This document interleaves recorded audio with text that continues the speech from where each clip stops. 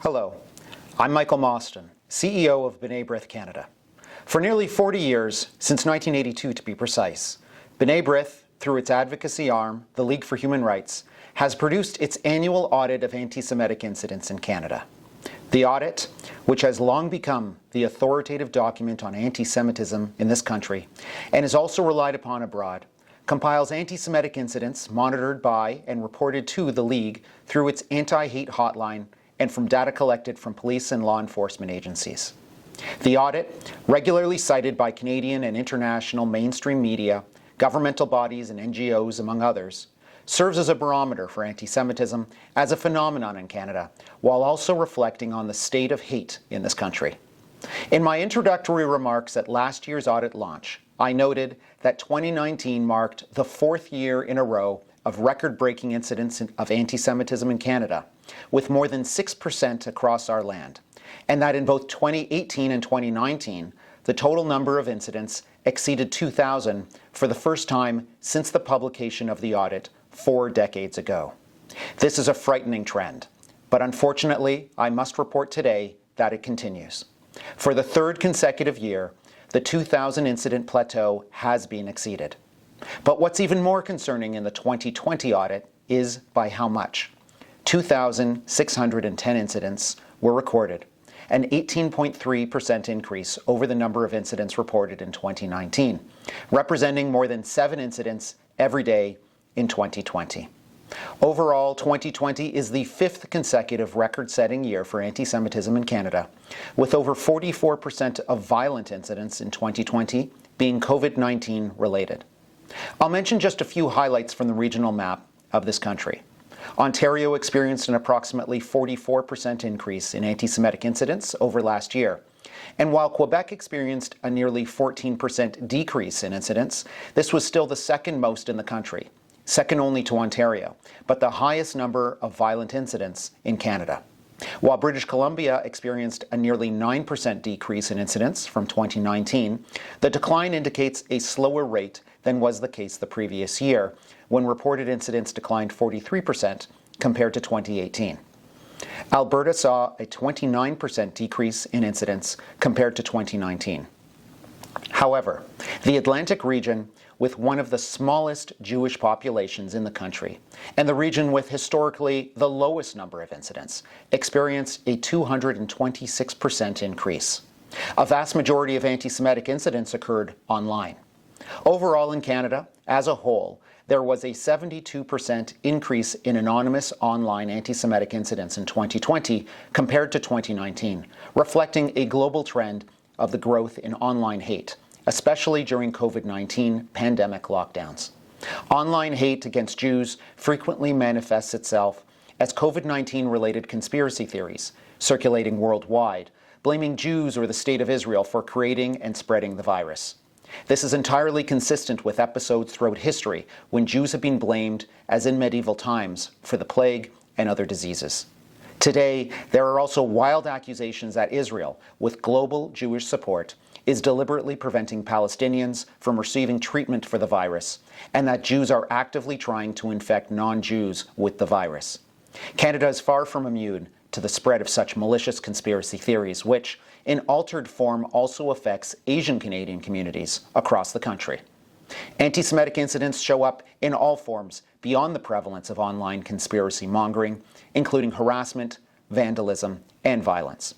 Unfortunately, the bottom line is that anti-Semitism continues to be a very serious problem in our country from the right and left of the political and religious spectrum.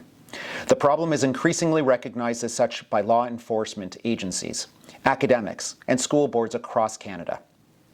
I want to leave you with one last substantive figure that we all need to reflect on. While Jews make up only 1% of Canada's population, they account for 15% of all hate crimes in the country and remain the country's most targeted religious minority. My colleagues will now provide some additional detail and outline trends I've only begun to touch upon. Good afternoon, and thank you for joining the launch of Brith Canada's annual Audit of Antisemitic Incidents for 2020. 2020 was a year that tried the patience and resolve of Canadians from all walks of life. The global COVID-19 pandemic tested and continues to test entire countries, governments, societies, and individuals around the world, and has left almost no corner of the globe untouched. As was already stated by B'nai B'rith Canada's CEO, Michael Mostyn, 2020 was yet again a record-breaking year for anti-Semitism in Canada, with 2,610 recorded incidents. Unsurprisingly, there was a 70% increase in anonymous online anti-Semitism on social media and other virtual forums, largely attributable to the various lockdown restrictions across the country. Of the total incidents across Canada, nearly 10% were related in one way or another to the pandemic, ranging from harassment, vandalism, to violence. In fact, 44% of violent incidents were related to the pandemic alone. For instance, in Quebec, visibly observant Jews were not only denied service at various retailers, but were spat on, physically assaulted, and shot at with pellet guns. In Ontario, which for the first time exceeded 1,000 recorded incidents in a year, a family had a bottle hurled at them from an apartment window and were then further assaulted by an assailant, espousing conspiratorial views about Jews in the pandemic. Aside from the pandemic, we have also observed a disturbing trend whereby increasingly anti-Semitism, thinly veiled as criticism of the State of Israel, has been used to justify prejudice against Jews, particularly, but not solely, on Canadian campuses. In Ontario, a student union at the University of Toronto required prospective student representatives and staff to formally endorse a boycott of Israel as an eligibility requirement, thereby actively discriminating against Jewish and Israeli students. In a separate incident, a professor at a Canadian university publicly equated Jews who support the existence of the State of Israel with white supremacists, slandering not only the Canadian Jewish community, but the global Jewish community as a whole. In an incident unrelated to university campuses, a stranger punched a visibly observant Jewish individual in the face while yelling expletives at him about Jews in the State of Israel, while a synagogue in Vancouver was vandalized with anti-Israel graffiti, demonstrating how Jews are regularly synonymized with the government of Israel with an all too alarming frequency. There was also a noted increase in the desecration of holy places and items across the country, specifically with respect to amulets called mezuzot, affixed to the doorposts of Jewish homes, which were torn off in disturbing numbers. For instance, a Montreal area synagogue was ransacked with ritual items strewn about the floor and thrown in the toilet. The synagogue was vandalized with graffiti, while a mausoleum in a cemetery had its windows smashed, both of which occurred in Winnipeg. And in Toronto, a mezuzah was ripped off of a doorpost in anger after an unidentified assailant banged on the door of a private residence repeatedly and received no reply.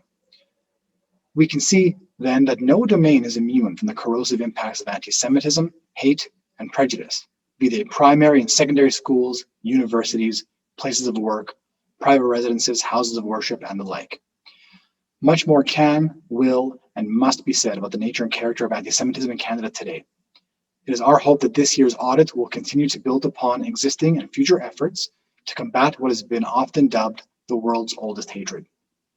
There are many reasons to tend towards optimism in the fight against anti-Semitism and discrimination in all its forms, but we must face the stark facts and absorb their lessons in order to guide our actions towards the ultimate goal of eradicating this hatred and all others once and for all. Thank you.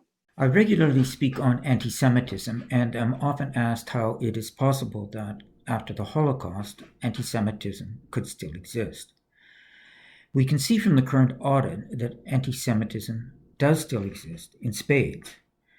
We know from police-reported statistics on hate crimes that Jewish Canadians are by far the most targeted religious minority in Canada, with acts of victimization and disturbing 15 times larger than our percentage of the Canadian population. The insight the audit gives us is not only confirmation that this is so, but also why it is so. There are two explanations which leap out from the audit. One explanation is technology. We are seeing a proliferation of anti-Semitism because of the spread of the technology of the internet, its anonymity, its ease of use, its pervasiveness, and its almost complete lack of regulation. The audit this year reports a year-to-year increase of over 72% on online anti-Semitic harassment incidents, which can be linked to Canada, but not a specific region in Canada. The Government of Canada right now is actively considering legislation directed against promotion of hatred on the internet, a consideration to which Brith has contributed. The audit is evidence of the urgency of the need for this legislation. A second explanation is the shifting vocabulary of anti-Semitism. The hate is constant, but the verbalization changes. The audit points out how much anti-Semitism is now linked to COVID-19. According to the audit, nearly 10% of the anti-Semitic incidents and over 44% of the violent incidents reported relate to COVID-19. There is an inevitable focus on COVID-19 generally, to the extent that COVID-unrelated matters tend to get shunted aside. We need to take note of the link not only between COVID and the increase in hatred, but also the link between COVID and the form of hatred through online harassment. Part of the effort directed against COVID generally has to be an effort directed against COVID-related hate. The constant shift in the vocabulary of anti-Semitism means that we are constantly playing catch-up. It is easy enough today to identify Nazi anti-Semitic ideology and condemn it. Yet there's a good deal of resistance to combating more modern forms of anti-Semitism, which we see in resistance to the acceptance of the International Holocaust Remembrance Alliance adopted working definition of anti-Semitism. The figures of the audit tell us that hate mongers are not waiting for this resistance to be overcome. The Jewish community has regrettably a long and horrible history of experience with hatred. What we see in the audit, technology and COVID-related hatred, is far from unique to the Jewish community. Yet its very prevalence and pervasiveness affecting the Jewish community gives us an experience which we glumly share. We cannot wait till COVID is behind us to address the startling increase in anti-Semitic and other hate-related incidents. The audit through figures tell us that we have to do this now. Bonjour. L'audit annuel sur l'antisémitisme de la Ligue des droits de la personne de Brith Canada démontre que 2020 a été la troisième année consécutive au cours de laquelle le plateau de 2000 incidents de ce type a été dépassé. En effet, 2610 incidents ont été comptabilisés, soit une augmentation de 18,3% par rapport à 2019, ce qui représente environ 7 incidents par jour dans tout le pays. En termes de statistiques virtuelles, avec de nombreux confinements liés à la pandémie dans tout le pays, nous avons constaté une augmentation de plus de 72% du harcèlement antisémite en ligne anonyme en 2020. De plus, une tendance alarmante au cours de la dernière décennie se poursuit. Selon les statistiques déclarées par la police, bien que représentant 1% de la population nationale, les Juifs représentent 15% des victimes de tous les crimes haineux du Canada. Ici au Québec, c'est l'une des raisons pour lesquelles Brith Canada s'est joint à 50 groupes communautaires pour réclamer la création d'une unité de police dédiée aux crimes haineux à Montréal.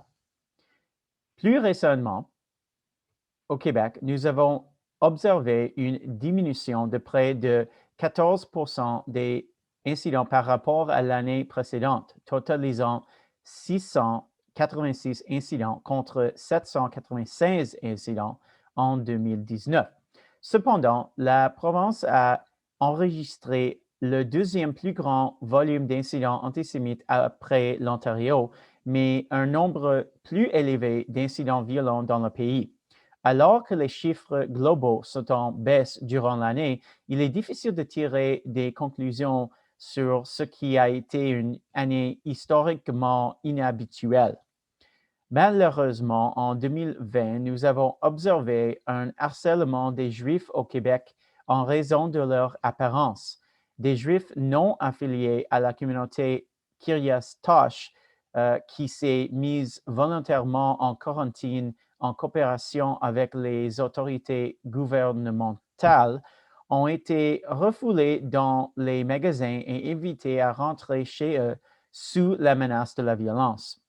Parmi les incidents notables au Québec, mentionnons un groupe de Juifs acidique à Boisbriand abattu avec des plombs bébés par un passant dans un véhicule, un homme âgé dans une épicerie de Montréal se faisant appeler un juif sale et se faisant cracher dessus par un assaillant, et un juif visiblement observateur qui s'est fait évincer d'un magasin de Boisbriand par crainte d'être porteur du coronavirus.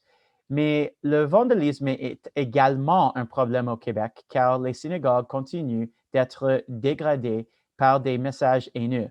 Dans un cas en particulier, des individus sont entrés par effraction dans une petite synagogue de Côte-Saint-Luc et l'ont profanée. En conclusion, il y a beaucoup de travail à accomplir au Québec et au Canada pour lutter contre l'antisémitisme et les incidents haineux. Au cours de la prochaine année, B'nai B'rith Canada s'engage à continuer de faire preuve de vigilance, d'éducation, d'activisme et à créer des ponts entre les dirigeants communautaires, les autorités et les citoyens. Merci.